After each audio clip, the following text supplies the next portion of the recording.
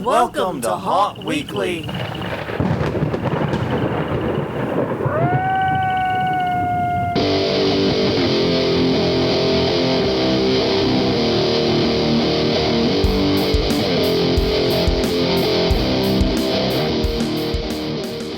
Hello, everyone. I'm Jonathan. I'm Crystal. And this is Haunt Weekly, a weekly podcast with the Untitled Chapter entertainment community. Whether you're an actor, owner, or just plain aficionado, we aim to be a podcast for you. And we return to you this week with a mystery. Do we have COVID? Or do we not? Yeah, we don't know. We don't know, is the honest answer. Basically, the lead into this, if we sound a little weird, a little off, a little crankier than usual, a big part of the reason is because we have been sick, mildly sick. I mean, let's be honest about it. It's not been bad since, I think Friday was when we first started noticing. Saturday, I think, was the worst day of it, actually. Yeah. But we've been mildly sick, and this comes on the heel of Crystal's idiot coworker causing a completely unnecessary COVID exposure to us. Yeah, possible COVID exposure. So yeah, we don't know. Everyone in this house has been feeling fatiguey. Yeah. And various other odd and end symptoms. And the result of that is we actually postponed this recording as late as we could to give us as much time to recover. So we're actually recording this on Monday. We'd actually planned to do it yesterday, but we're recording it on Monday to give ourselves a little more time. But yeah, we are actually waiting for results back. Yeah. The tests were taken, the good PCR one was taken on Saturday afternoon? Early afternoon? Morning. Like right around lunch. Yeah. Sometime around lunch. It doesn't matter the time. And we're here Monday fucking evening, and we have no idea if what we've had is COVID. It's a good fucking thing we didn't have any plans. Yeah, no kidding. Because, if we'd had any plans at all, we wouldn't know what the hell to do with them. Ellie supposedly has a doctor's appointment Wednesday. Be interesting. Well, that's already been delayed. Yeah, that's already been delayed for reasons not related to COVID. But the point is, imagine if it had gone off without a hitch. Yeah, I wound up not going to get a haircut. Yeah, we wound up not going to get a haircut. We haven't been out at all, realistically. I don't think I've left the house since Friday afternoon. No. When we found out. When the confluence of things finally became apparent. Yeah. Friday afternoon was when we put everything together. Yeah. And decided, okay, we have to treat this like it's potential COVID and lock down. The last thing we did, actually, was get you a new MacBook. Yes, now I have one like yours. Yes. Except a different color. Different color. I got a space gray with a beautiful space gray MST3K sticker on it. Which is very nice. And she has the silver. Yes. Which looks way more different than I thought they would. Well, yeah, it does. It looks more like the older ones. But I'm slapping a case on it. I've already ordered it. And it might be here tomorrow even, from the looks of it. Okay, well that's good. I was expecting it to be Friday still. So. Okay, well some package is supposed to be here tomorrow, so who the hell knows? In this house, it's Grand Central fucking Station with the deliveries. Yes, but I'm going with a lime green case with Halloween stickers. Anyways, we will update everyone on what exactly is going on with us. You can follow us at hauntweekly.com, hauntweekly at Twitter, hauntweekly on Facebook, and youtube.com/hauntweekly is the YouTube channel. All episodes past, present, and future will be there. You can also catch us iTunes, Google Play, Stitcher, Apple Podcast, Spotify, wherever you get your podcast. We do our best. I pay good money to be everywhere. So damn it, we should be. If we're not everywhere, let us know, because I have a right to be pissed. And y'all said you love it when I go on rants. Yes, thank you for encouraging him. All right. So anyways, sorry about the rather sad news. Luckily, like I said, we're vaxxed, we're boosted. And it appears that if we have anything, it's almost certainly Omicron. So everything is mild. Mm-hmm. We've been tired and cranky, but other than that, no. Been a little sinusy, but then again, I have a deviated septum, so what's the difference? Yeah. That could be a Tuesday. Because that's one of the problems. We have so many chronic conditions in this house How do you separate COVID symptoms from existing chronic conditions you already have? Yeah, fatigue has definitely been my major Yeah. pain. And it's the weird kind of fatigue where you're, I'm going, I'm dead. Yeah, exactly. It's just, I'm dead. Yeah. And I'm going, I barely, it's kind of like, when you're drinking and you've had enough to drink and then you barely make it upstairs to bed. No. It's kind of like that, but without the alcohol. So, without the fun part. Yeah. Anyways, moving right along. Last week, we asked a question of the week, and it was a good one. We were talking about 7 things you should be doing for your haunt right now. And so we asked you, what are you doing for your haunt right now? I had some great answers, and I pulled a sample of them out. Joseph Brady said, workshop overhaul. Very good suggestion. Very good idea. I like that one, because one thing we didn't mention is any behind-the-scenes stuff you have to do. Now's a great time for it. Yeah, definitely. Because you might, especially if your build's not a major one, you might not be doing build yet, but you can be preparing for the build. That's a good idea. That's good stuff there. Trail of Terror, representatives from them, I should say, said layout and design. Another fine thing. I think we mentioned that briefly.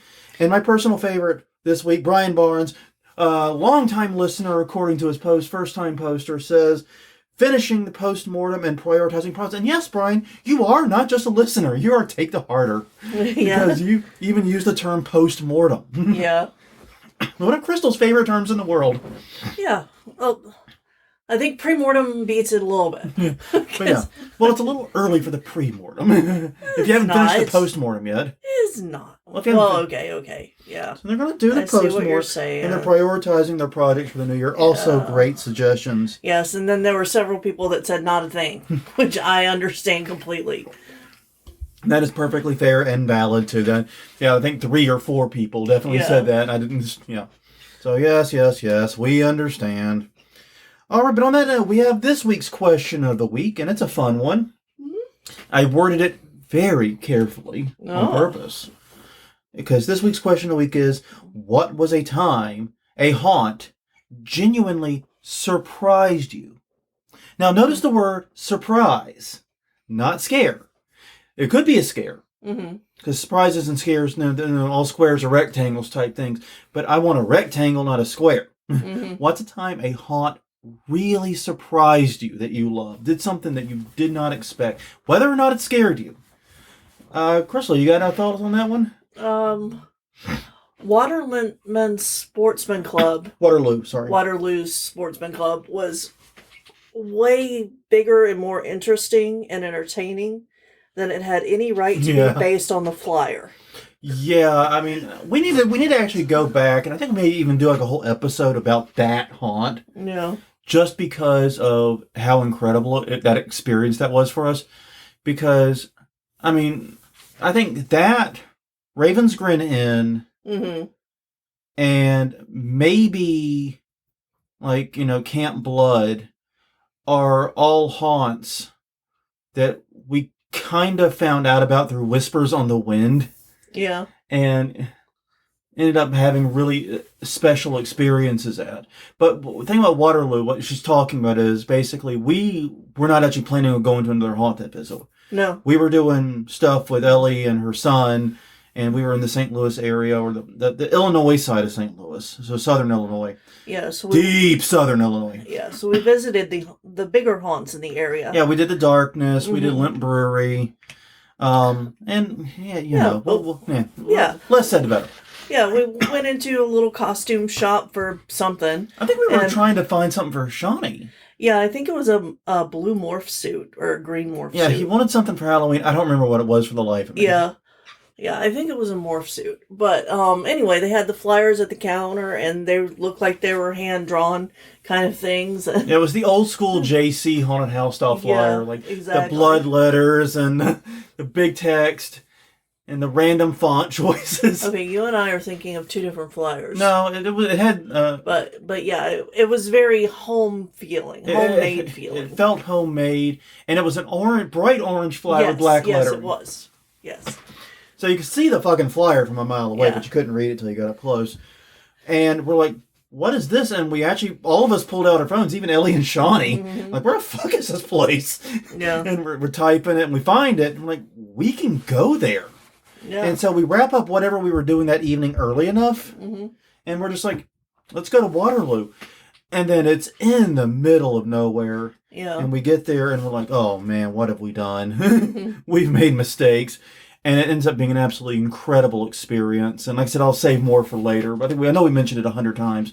But yeah, the flyer definitely defied expectations. I was going to say, for me, the Time of Haunt surprised me. That I think of immediately, and it actually pertains directly to this episode. Mm-hmm. It was Evil Intentions in Chicago. Okay. We hit the chainsaw room. Mm-hmm. And there's 3 chainsaw people. It's a perfectly ordinary and fine chainsaw hallway, complete with the "I'm high from gas fumes" smell that you just can't escape in those rooms. Mm-hmm. I don't know how chainsaw people do that part. They must fucking be high all the time they're working. Maybe they have, mask. Maybe that's a good reason to give them N95 masks or whatever. Good thought. But anyways, we're like, okay, it was a slightly short haunt, but it was a good haunt. Okay, it's nice to be done. And we exit there, and then we enter this outdoor temple sequence with like all of this stuff. And it's like, no, Jonathan, you've only reached the halfway. I was surprised because they had taken that chainsaw guys, the last part, and were pushing you outside, and that's how the haunt ends. And just flipped it on its head. It's now the halfway point of the haunt. And everything after that, I was not prepared for, it felt like. Yeah. You flipped the script, and I didn't know how to handle it. I loved it. I don't know if they have that segment in their new location. They have a new location now. I know it's probably still an excellent haunt because they do great work, but I don't know if that particular segment made the transfer or not. Probably not, but man, that was so awesome. Yes, it was. All right.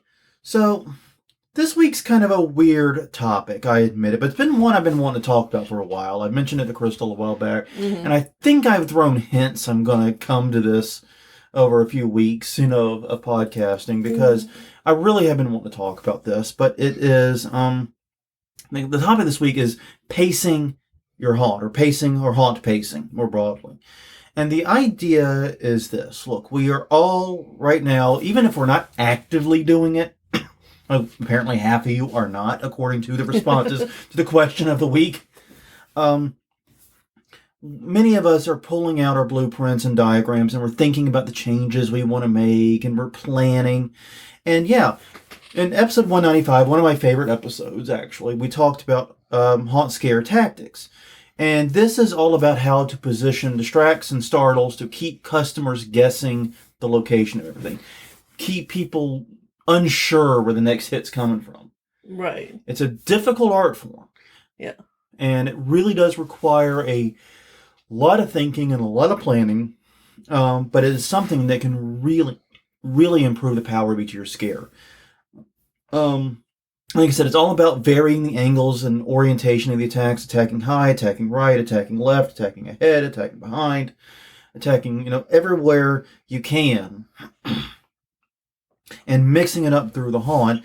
And this is something you do to improve flow and throughput, as well as improve the quality of the scares. Yeah. It's a powerful, powerful thing. However, this week we're talking about the companion to it. These two things, in my mind, go together. Because this is about the companion to the tactics, the timing of the tactics. So this is the question, isn't where to attack from or how to attack, it's when. Mm-hmm. We're getting the other W down here. Yeah, it's probably about time. It's about time we discussed it. So here's the thing. When it comes to haunted houses, timing is crucial.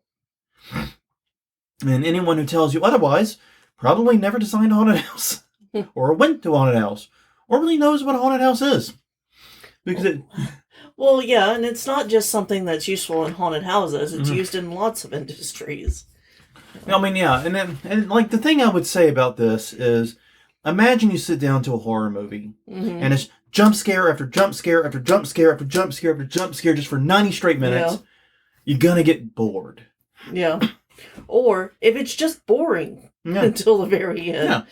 If there's no action, no excitement, no energy, if it's one or the other, it's going to get boring fast. It's just going to become a staticky, noisy thing. Yeah. And see, the idea here is to keep the audience, keep the guests, keep the customers on their toes. Because here's the thing.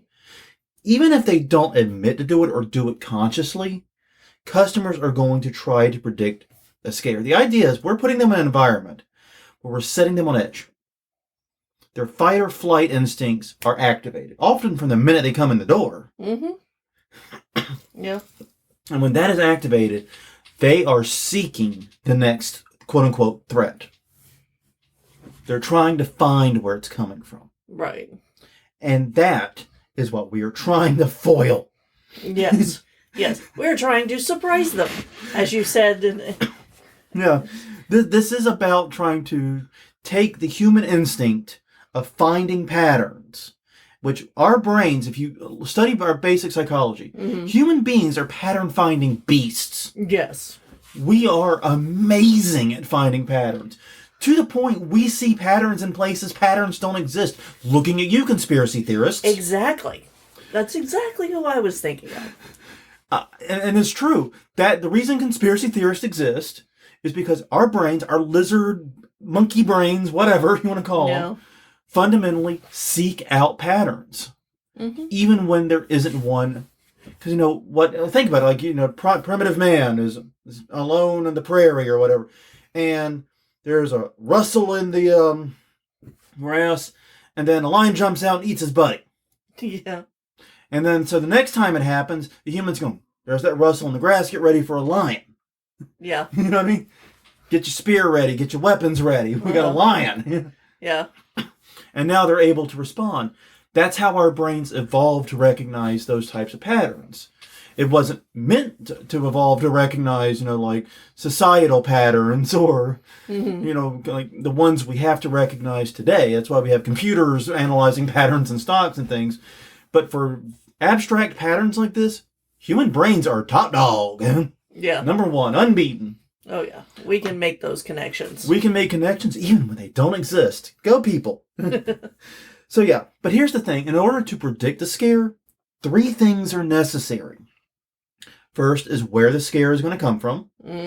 Now, this goes back to your haunt tactics. Right. Varying the direction. Even if you do change the timing of the scare, you need to change other things. If all the scares come from the same way, pattern. And your guest will realize it if you do it long enough. I guarantee it. Yeah. The next one is they need to know what the scare is likely going to be or some proximity of it. They don't even know all the details, but they have to have some idea. So if it's drop panel, drop panel, drop panel, drop panel, drop panel, there's law of diminishing returns there. At some point, they're going, it's just another drop panel. And we've seen haunts that made that exact mistake. Another drop panel on the right-hand side at about this height, about 4 feet from the last Behind a painting. Yeah. Yeah, I mean, I remember, honestly, this is a good example of how much the crew at 13th Gate and them have improved, because they're Louisiana Nightmares. Back when it was open, we referred to it one year as Drop Ball Central. Because 1 year, I don't know if they had just learned about drop panels and just decided they were all in on this new phenomenon. Yeah. But they had a lot in one sequence. Yeah. Well, it's the first time we had seen them, too. Yeah, it was the first year. We'd seen them elsewhere first, I think. But it was like... Well, you might have, but I hadn't. But it was like 8 of them in a row. Yeah. And it was like, okay, this has gotten to be a lot. But then there's so they got where it's going to happen, what the scare is going to be, which we already know how to vary and how to make alterations to. Now we're discussing the when it will happen. When is it coming? Because here's the thing. They're in a haunted house. They know it's coming. Yeah. They know they're going to be scared. At least they hope they're going to be scared. That's the goal. They know it's coming. But they don't know the when. And good timing makes it impossible to predict the when.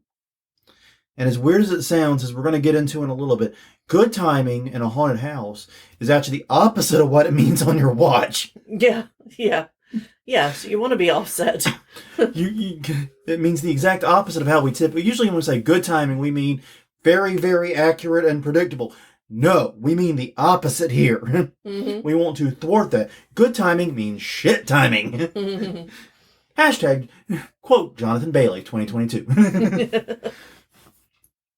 But seriously, that is the truth. So good haunt timing makes it impossible to predict when scares will appear. It also causes customers to calm down and let their guard down enough to be scared again. This is a very important thing. Whenever you scare someone, the adrenaline kicks in, mm-hmm. energies are up, their senses are all going crazy, and fight or flight mode, and hopefully they didn't throw a punch or didn't run into a wall or do something really stupid. Hopefully nothing really stupid happened. And then if you hit them again, well, the next one might work. Mm-hmm. And another one might work even. But if you keep doing it, eventually that adrenaline burns out. And the results get very diminishing. And then if you keep up the attack, by the time you're on, your 10th round of this, it's just background noise. Because you never gave them a chance to recover from the adrenaline high, and their adrenaline is gone. Mm-hmm. It's amazing what people can get used to. An interesting study they've actually done on people is if you fall asleep in a noisy situation, like if you fell asleep at a party, mm-hmm. and there's like 20 people around you milling and talking and playing music, you can fall asleep in that setting. It's not conducive to sleep, right? But you absolutely can. If you fall asleep in that setting, and the noise gets louder, you will not wake up. Mm-hmm. You usually will not wake up unless you're a super light sleeper. Most people will not wake up. But if the audio stops, you wake up. Yeah. Because now the stimulus has been really changed, drastically changed. It represents a drastic change in the environment, and that's what we respond to when waking up.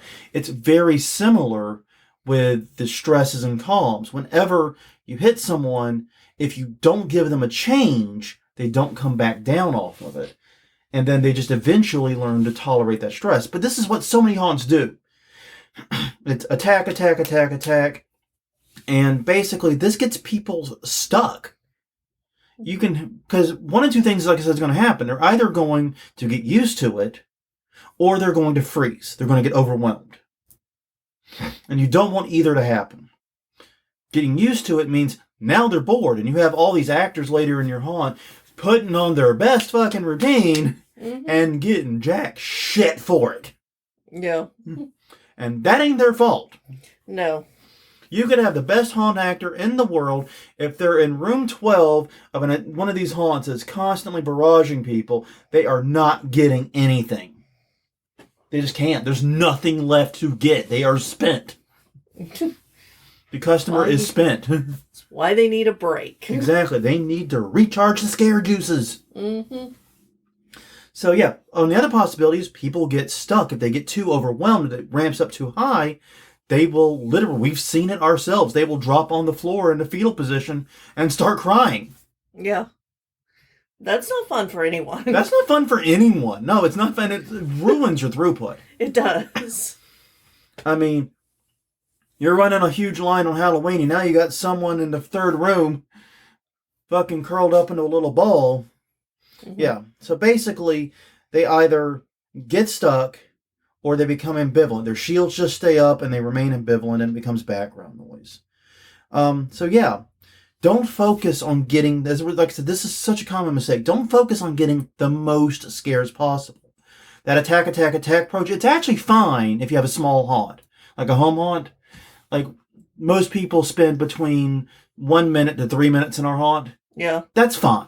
Yeah. That's attack territory. You can do that because you're not going to completely blow someone out in that time usually.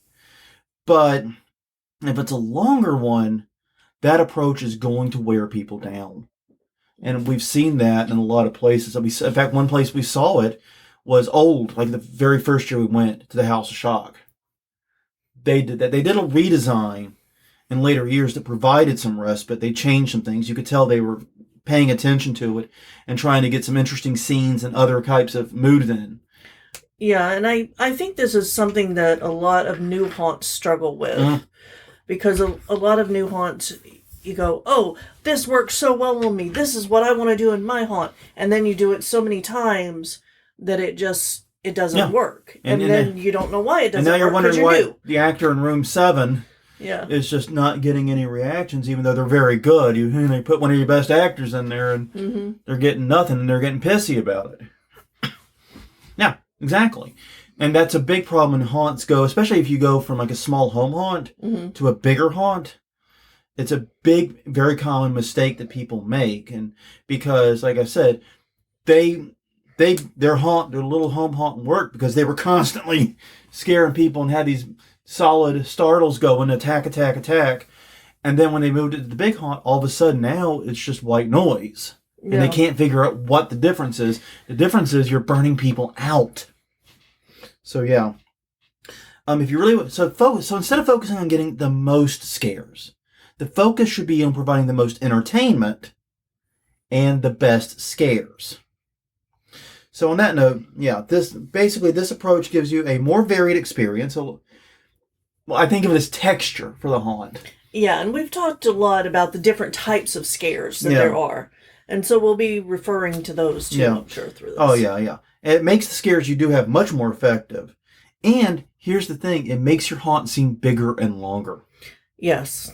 Because here's the thing, if you have a 15-minute haunt, so you've got like an intro part and an outro part, right? You got 10 minutes in the middle. And it's all just a barrage of the same type, especially the same type of scares. People are going to remember that as like 30 seconds of one goddamn thing. That's it. It doesn't matter they spent 15 minutes in your haunt. It's going to feel like they spent, 5. Or even less. They're going to remember next to nothing about it because it was all just blurring together. This gives texture. This gives more memories. This gives you a longer feeling haunt regardless of how big it actually is. Okay, so the first rule of all this is that your haunt should always be entertaining. Focus on entertaining at every step. One of Japes' favorite rules and one of mine from him is we can't always be scary, but we can always be entertaining. Yes, thank you, John LaFlamboy, for that. Oh, yes, John LaFlamboy through Japes, passing it to us, yes. You're absolutely right. John LaFlamboy, and that's a great line from him that Japes passed to us, which honestly, either of them could take credit for in my head because they're both brilliant people. But no, it's such a great line, and I use it all the time because it's the truth. Downtime does not mean boring time. No. Some of the most intense times in a haunt that, for me, are when things are quiet and that expectation builds. And for example, when I was answering the question of the week, I described that moment where we exited the chainsaw room and into this outdoor. There were no scares there. Nothing happened in that sequence that I can recall. At least not the night we were there. Nothing happened. Yeah. But it was intense AF because we realized our expectations just got flipped. We're entering a whole new world now. I have no idea what's next. Yeah. That was an intense moment without a single person in sight. It was amazing. So don't do black walls or empty scenes or... No, that's not how you pace that out. That's not how you give the breaks. No, that's not what we're talking about with breaks. You should always be providing customers with things to look at and interact with. And basically, downtime is just simply time you're not actively trying to startle. It could be a lot of different things. Yeah. This could be an interactive room where you have an actor that does talkie bits. And a good example of this in our experiences in the 13th Gate, the coroner's room, rarely has a scare in it. The Jack the Ripper coroner room. Yeah. I think a couple of years they experimented with it, but typically did not have a scare in it. But you had an actor yelling at you, "Don't go out there, Jack the Ripper's out there. What are you doing? You're an idiot. Yeah. You're going to wind up back here," Yeah. And going off on it. And it was a great speech. And it's like, this guy's knocking futz. What the fuck is wrong with him? Yeah. You could also do it just a simple hallway with those pictures that, the paintings are not a scare. The movie paintings are not a scare. But they can be used in a hallway to give people something to look at, to calm down from the last scare on their way to the next one. Yeah. I don't understand haunts that try to use them as the startle. No. They can be a distract in some situations, but they cannot be the startle. I completely agree with that. It could be a different type of scare. You could go for a more disturbing or even kind of a gross out scare. Like one of my favorite scares we've ever saw, once again, 13th Gate, the gore room, which you suddenly enter into. That was technically downtime. There was no startle in that room.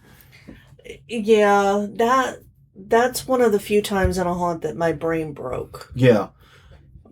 Because, I mean, to recap this one, this year they were using the claustrophobia tunnels heavily. Yeah. And we went through, I think, 3 before this. Yeah, 3 full-size ones. 3 full-size ones, and we push out to the other side, and we're on the other side, and we're in another room. The 4th one, after they'd set this expectation of this is a nothing burger, you go through and you enter this hellscape of body parts and bloody bits and it was a half-size. And it was a half-size claustrophobia tunnel that you have to navigate around. Yeah, so it was half the length. Yeah. Half the length. So you push through. Yeah. And you're already through faster than you expect. Yeah. And then you're in the hellscape. And brain breaks. Yeah. And it's not even a real and true scare in the strictest sense of the word. But so this counts as downtime, but believe me, it was very fucking entertaining. Yeah. You can go for a room that somehow advances the plot or the story. You can do that. And you can also do, perhaps my favorite type of downtime room, the spectacle room, as I call it, an ooh and ah room. That makes you go, holy shit, that is a thing. Yeah. My favorite in that, which they actually did lead into a scare, was Netherworld's tree room. Because back in their old location, you go into this room, and it's a giant tree in the middle of projections swirling around it. And it felt like you were in a Fantasia scene, basically. And it was awesome. And, then a fucking tree came out and got me. Yeah. I'm going to get you, tree guy. No, I'm just kidding. No, that was good. It was genuinely good. Yeah. But basically, this is a reminder. Don't bore your customers. You have to give them downtime from the scares, but you don't have to bore them to do it. No. And you know, sometimes beauty can be a downtime too. You know, it can be used in a way that it's just so awe-inspiring to look at. And it seems out of place in a haunt. Yeah. If you put a really pristine, beautiful room. Okay, and an interesting example there, New Orleans Nightmare, or House of Shock before it became New Orleans Nightmare, it transferred to both. Even though it's not super pristine, the church sequence they had.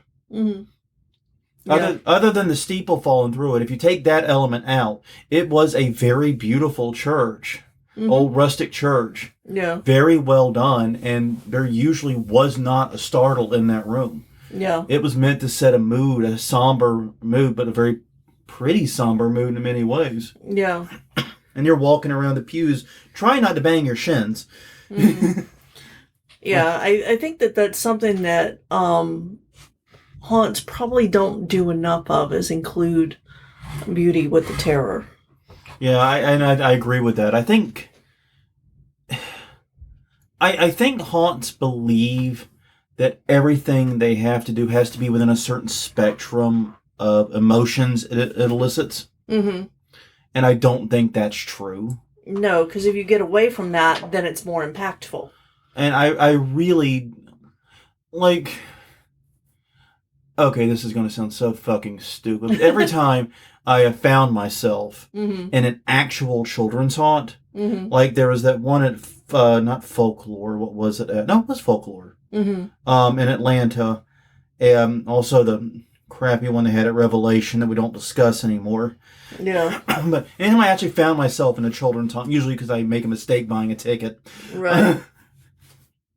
I've always thought, you know, this is really neat kid stuff, but if something messed up happened right now, it would really fuck with me. Yeah. You know? Yeah. Like now, if the werewolf jumped out and ate a kid or something, it'd be fucking scary. That'd be messed up. Yeah. Yeah, you're right. But I think maybe that's something we should set aside as a topic for later, though, is the emotional spectrum of haunts, and maybe trying to broaden it so that way you have more feelings to play with artistically. Interesting idea. Yeah. So anyways, never bore your customers is the main point. Right. So let's focus now on the different, getting through the entire part here about pacing. Okay, the cue line. Here is the thing about cue line acting and cue line work. Try to focus on entertaining and doing lighter scares. The cue line should be as fun as possible, in my mind. Yeah. Don't go hard on the scares. This isn't where you whip out the chainsaw guy to terrify the crowd, or you bring your scariest, biggest, baddest startle, or whatever. You don't bust it out here, especially if they haven't fucking paid yet. Yeah. Yeah, and this is also where you can add some humor very easily. Oh, God, yeah. This is your excellent opportunity to inject a little levity. Yeah. Yeah, because everybody's tense. If you get them laughing, they relax a little bit before they go in, and then the scares even, hit harder. So yeah, have the cue line actor sneak up behind a crew and go, boo, ha, ha, ha, ha, laugh with them, take photos with them, and like, and little light stuff, and it makes everyone laugh. Yeah, but it doesn't have to be every cue line actor, because then again that would be boring. Then everyone get the talky cue line actor to come up there, get everyone's name, where you from, what you up to, how you mom and them, chat them up a little bit, get their names, get their, you know what I mean, do things with them, interact, and then you can have them do magic tricks. You can have them do anything that they can do up close and personal as entertainment. It's a lot of fun. And it's one of my favorite things to do. So yeah, make the focus of the cue line fun. You want to help people relax because people are showing up tense. Mm-hmm. And you kind of have to break that down just a hair. You want them tense, but you want them to be tense because you made them tense. Right. Not just because they showed up and put up their own shit in their head. Mm-hmm. You want them tense on your terms, not theirs.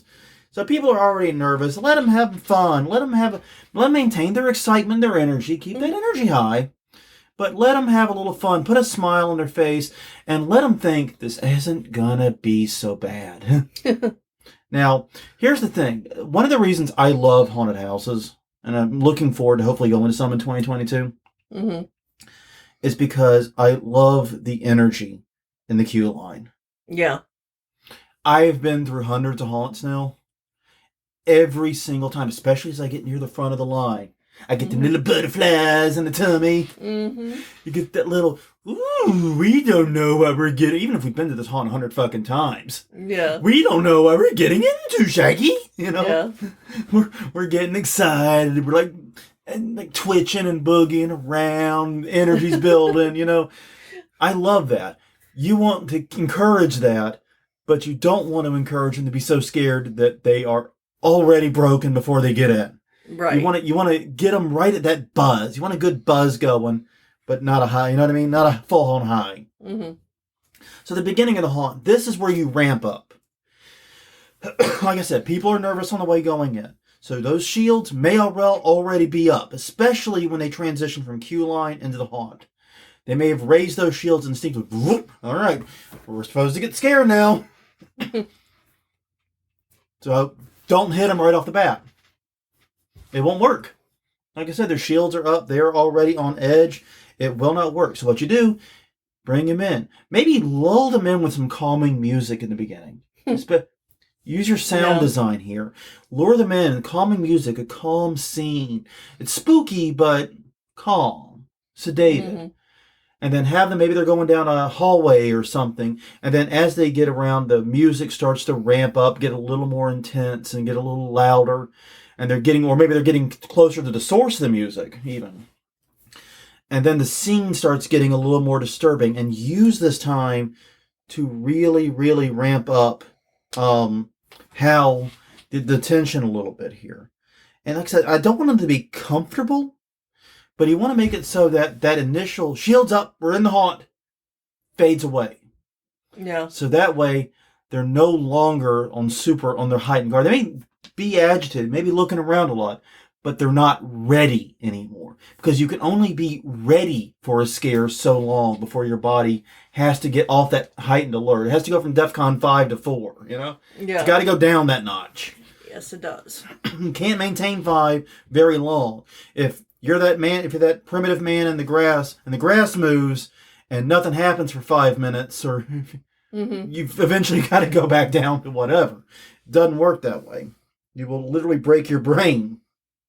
So yeah, give them, I say about 30 seconds to a minute of relative calm, and then make them yours. Get them. Go for them. At this point, they're too far in to turn back, especially if you've done windy bits. Yeah. I mean, at that point, mentally, the only way out is through. Yes, and you definitely want to do windy bits, because if you don't, they may run you over. Yeah, trying to get back out the way they came in. Yeah. I know. I felt it. Yep. My back still ain't fully fucking right. But yeah. So yeah, basically do the twisty path and give them some time and make sure that when that first scare happens, the only way out is through, and that's the way they're going. And it definitely, when getting a brief discussion on text, that first scare is probably the most important one to be a scare forward, scare from the side, or scare from the back forward.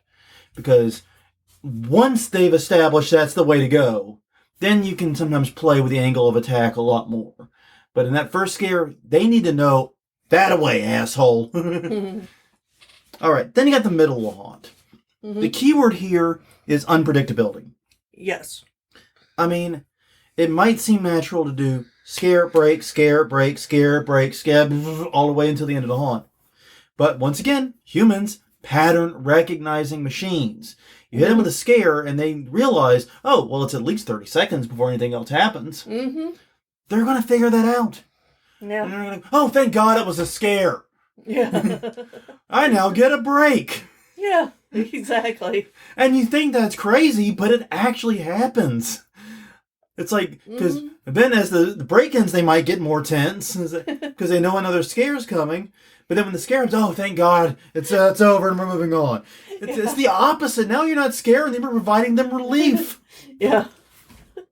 I'm just thinking about in the video game we're playing, how if we aren't being swarmed by enemies and it's been too long, we're like, okay, where's it coming from? This is fucked up. Where are they coming from? What's happening here? Yeah. We've been in this like 5 fucking minutes, haven't seen a single goddamn thing. Yeah. Yeah. Deep Rock Galactic is the game we're playing, by the way. Fun game. Highly recommend it. Good co-op action. So yeah, periods of intensity do need to be followed by periods of downtime, but the length of those periods need to be varied. So you can hit people with 2 or 3 scares even. Hell, go for 4. It might even work. Yeah. But especially if they're from different directions. Different directions, and they really are rapid enough so that you're riding that same adrenaline wave. Yeah, hit with multiple scares. And then give them a period of downtime. And then vary the lengths of downtime. Maybe the one downtime can be short, like 15 seconds or so. Just enough time to go, moving on, you know? And then another time it could be like a minute. It's like, what the fuck, nothing's happened. Give enough time for that thought to enter the brain. What the fuck, nothing has happened in too long is one of the most dangerous thoughts in a haunt customer's head. It's wonderful. Yeah. If you can give them enough time, that thought seeps into their brain, and it doesn't take long. Everyone thinks it takes like way too long. No, it doesn't take very long. Especially if you've been hitting them every 15 seconds or so. You give them a minute out of nowhere. Because time feels different. Oh, time feels totally. Yeah, adrenaline slows time down. Yeah, that minute's gonna feel like a fucking hour. And they're gonna be like, nothing's happened. It's been too long. What's going on? Now they're doing it to themselves. Yeah, right. So yeah, basically though, vary the lengths of the breaks and also vary the types of breaks. Have an interactive room with a talkie person in it, or have a spectacle room, or like I said, have the comedy room. I do think comedy is underused in haunted attractions. Yeah. You think, pretty and beauty is underused. I think comedy is underused. I agree with that. And I mean, I agree with you too. So, don't know why I'm positioning this as some grand divide in the house. I know. When these are just 2 sides of the same coin. Really. And then have some transition rooms. Basically, make sure the breaks are varied, and maybe they won't even realize they're breaks, especially like in spectacle and interactive rooms. Because believe me, customers would not describe a good interactive room as a break. No. Because their brain's still going. Yeah. But it's just not being scared. Yeah, they'll think of it as fun. They'll remember it fondly. You know, it's not a Yeah. So yeah, anyway. but basically make sure there's no pattern to the order of scares and breaks and the types of breaks you provide. Everything should be as random as you can make it. And hey, look, I'm going to be honest with you. Human beings suck at random. Mm-hmm. We are not good at it. No. But here's the other secret.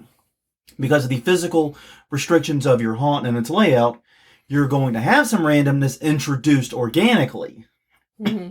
Because, we can't put that type of scare here, or we can't put that type of break here. Because, this is a hallway scene, and we can't really do an interactive sequence here. So we have to do a transition scene of some stripe. Mm-hmm. You know what I mean? So you work with that. Use that. And just keep in mind that you need to be varying it. So yeah. All right. So this brings us to the end of the haunt. The end of the haunt, weirdly enough, is the same thing as the beginning, and not in reverse. No, it's just literally the same thing. Yeah. Just take what I said in the first part and throw it on here. There you go. Yeah, basically, have a rest period that crescendos. Give them a break. And one of my favorite, oddly enough, one of my favorite examples of this, even though I'm not fond of Chainsaw Guys, as I've said, but a good example of this crescendo was actually, has been the Mortuary. Because the haunt, at least traditionally, I don't know about the last few years, has ended in the basement. And the basement is a long corridor, and you can actually see the fucking exit at the end. Mm-hmm. But it's a long corridor, music's getting softer, and everything's getting quieter, and but this... Because you're going away from where the sound noise source. was. Exactly. Yeah. And it's getting colder, it's weird. You feel the weirdness increasing. And then it's the Chainsaw Guy, and since, I feel about Chainsaw Guys, thank God the Chainsaw Guy's finally here. Yeah. But other people, believe me, they flee. Yeah. Yeah. They just run away. They flee. And the reason you want to do this, you want to have that crescendo and build, rest, crescendo, build, big scare, because this is the scare that they are going to remember. Yeah. The first scare and the last scare. And this is why chainsaw people bug us for your last scare. Mm-hmm. Or one of the reasons. A, they're overdone everywhere. But B, if your last scare, your most memorable, the thing that's going to stick in your customer's head is the same thing as everybody else's, then you're not unique. Well, yeah. Very, very good point. Well said. Well said. Yeah. This is the scare they'll remember. So your best scare, your most unique scare, your most powerful scare should be here. Yeah, chainsaws are traditional, but they are overplayed. And the other thing about this is if your exit and your queue line are in eyesight of each other, this is what sends your customers out running. So that the people in line are going, oh shit. Yes, they see that. You do not know how many times at our haunt, because our queue line or entrance line or exit line are right next to each other. Yeah. It's the way, it has to be that way. We do not have a choice. Mm-hmm. So we got a big mass of people waiting in queue. And I see people looking out, and then someone comes out down, right down that exit path, jumping over and shit. And I see people in the queue line go, oh, fuck. Yeah. You just hear the shuddering sound. And I love that shuddering sound. You feel it in your bones. There's a haunter, yeah. Oh, man. But it's so great. But yeah, just basically remember your first scare and your last scare are going to be the most memorable. Everything else in the middle of those two should be about trying to make things as unpredictable as possible. In every aspect, that's what the haunt scare tactics was about. That's what this is about. Being unpredictable, because your customers, even if they claim they are not, even if they think they're not, are trying to predict your scares. I openly admit I'm trying to predict your scares. Oh, yeah, me too. Because I'm a haunter. It's what the fuck I'm going to do. Mm-hmm. But your customers will too. So anyways, wrapping this up, because we're out of time pretty much. This is something to really make your haunt better. It improves the intensity of the scares, even if it means fewer scares. It will improve the the throughput and flow, because now people are constantly, this helps get that rhythm that keeps people moving forward. Because if people have the possibility of a break after a scare, they're going to run toward the break. Mm-hmm. Yeah. Even if it's maybe another scare, yeah. but they think there may be a break coming, right? Mm-hmm. So yeah, it makes it easier to surprise customers, and it really does give a new dimension to your haunt. When you give people new feelings, new emotions, new things to experience, they remember your haunt differently and more vividly. So use them wisely. Use breaks wisely. Use them irregularly. Mm-hmm. I think that's all we have. I think so. I think that was a pretty neat little talk. I hope it was useful. I hope maybe you were inspired to try something. Because I really would like to see haunts using this well. It's always so noticeable to me when a bigger haunt in particular does this well. Or even does this mediocrely compared to haunts that don't do it at all. Mm-hmm. Because, man, haunts that don't do it at all, you notice. Yeah. You notice. You'll notice about 5 minutes in that it's just a barrage of noise and people yelling at you. Mm-hmm. And that's no fun. It's not fun. It's not scary. It really is just annoying. Mm-hmm. I find it annoying, at least. Anyways, if you find it annoying, tell us what you think. I'd be interested in your philosophy on this, because this is all theory and bullshit I came up with. I could be totally wrong. But this is what I've noticed in all the haunts we visit and our reactions to scares. Mm-hmm. So please let us know what you think. Tell us at blah, blah, blah, blah, blah. HauntWeekly.com, Haunt Weekly on Twitter, Haunt Weekly on Facebook, YouTube.com/Haunt Weekly is the YouTube channel. You can leave a comment on this video there. You can also catch us at Spotify, Apple Podcasts, Google Play, wherever you get your podcast from. We are there. But until next time, I'm Jonathan. I'm Crystal. And we will see you next week for episode 320, Divisible by 4. That means it's time to do the news. We'll see you all then as we cover all the haunted attraction news fit to talk about.